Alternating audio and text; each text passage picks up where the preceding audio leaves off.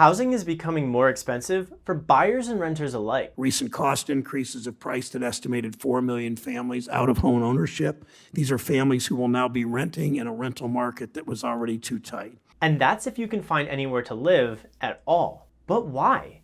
For a little bit of context, I turned to Daryl Fairweather, the chief economist for the real estate brokerage Redfin. Home prices have just been climbing and climbing really since 2012, which was the bottom of the last housing market crash. Over the past decade, the median home price has risen 80%.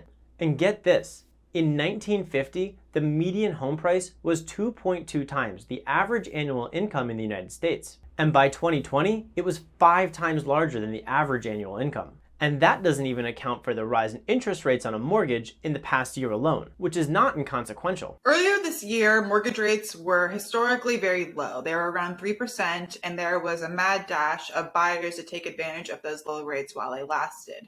But inevitably, rates went up. The Fed had to raise interest rates to fight inflation, and mortgage rates also went up as a result. So the median home price has jumped an estimated 17% in the last year. And that comes as interest rates on mortgages have nearly doubled, rising from around 3% in June of 2021 to over 5.5% today. Interestingly, high interest rates could be suppressing home sales and in turn, prices. Prices are starting to creep down, but by a very small amount, and we expect prices to continue to decline slightly for the rest of the year because of these higher mortgage rates. But a small dip in home prices does not make housing more affordable when mortgage rates are still so high. For example, the total cost of a $200,000 mortgage over 30 years at 2.98% would be around $303,000 when totaling in interest. That same mortgage at 5.52% has a total cost of over $400,000, erasing any savings gained by the slightest reduction in home prices. So high mortgage rates are driving total costs up, pushing people into the rental market and in turn, driving rent prices higher. On average, rents in May were 15% higher than a year before, according to Redfin. But in some cities like Austin, Nashville, or Seattle, the rise was more than 30%. Moving somewhere more affordable may be an option for some, but there are ripple effects with that as well. If you live in San Francisco where the median home price is $1.5 million, and you move to Sacramento where it's more like $450,000, that's a huge savings to you. But what happens then is that home prices in Sacramento go up, and the people who were living in Sacramento renting, for example, they face a lot more competition. Their property taxes go up too.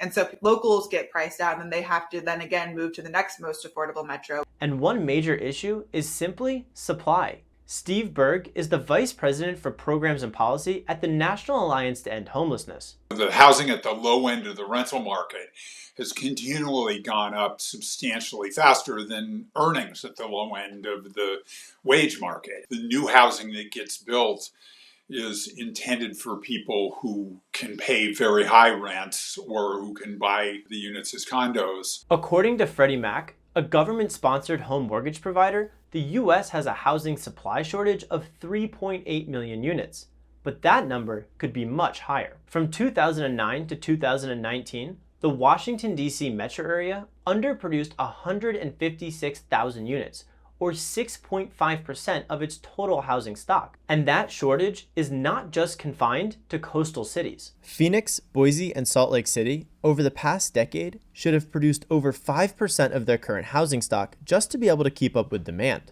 And the cost of housing and severe shortage of supply, only exacerbated by the pandemic, excludes some from finding housing at all.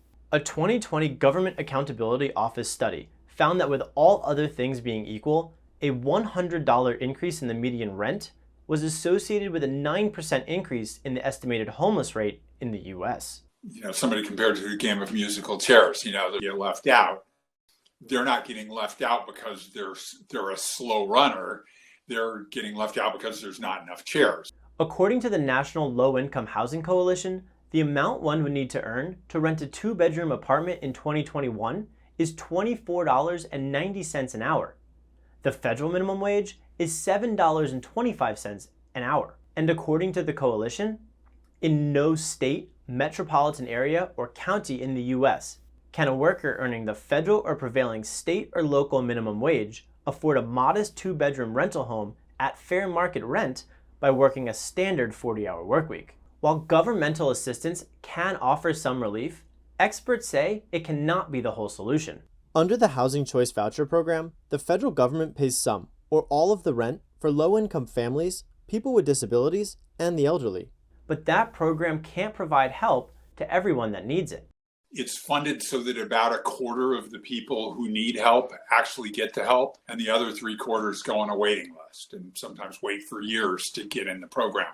Especially when considering the role that homeownership plays in the American dream, experts say it is important to put the financial and socioeconomic considerations into a larger focus. Because if housing is the primary source of wealth and it's passed down from generation to generation, then it really matters whether or not your grandparents were in a position to buy a home back in, say, like the 1950s or 60s before the Civil Rights Act was passed. So that's my first issue with the American dream, is you have to kind of ask yourself, whose dream is it? Simply put, a 2022 report by the National Association of Realtors states that a household making around $100,000 could afford to buy 51% of active home listings. But only 35% of white, 25% of Hispanic, and only 20% of Black Americans have an income higher than $100,000. So that raises the question over who has access to the housing market and what that means for future generational wealth.